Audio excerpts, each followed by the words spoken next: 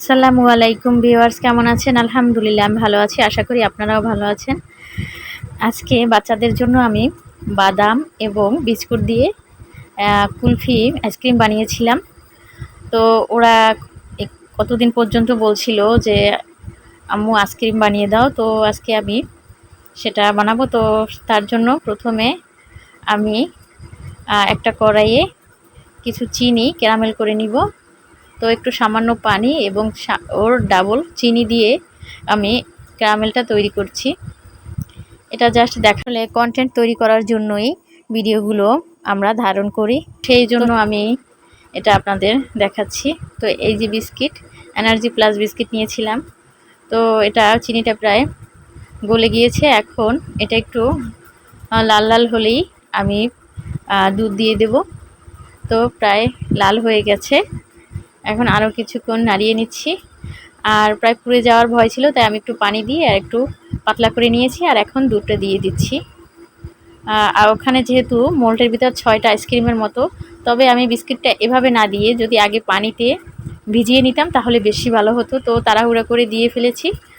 তো এটা এখন আরও কিছু পানি অ্যাড করতে হবে, যেহেতু এটা থকথকে হয়ে গেছে।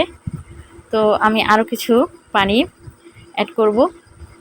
আর হ্যাঁ, আর লাম্পসগুলো আস্তে আস্তে যেন মিলে যায় সেজন্য। তো আমি আরও কিছু পানি অ্যাড করেছিলাম। আর লাম্পসগুলো যেন না থাকে সেই জন্য বারবার আমি এটা নাড়াচাড়া দিয়ে নিচ্ছি। যখন কোনো লাম্পস না থাকবে, এরপরে আমি চিনি অ্যাড করেছি।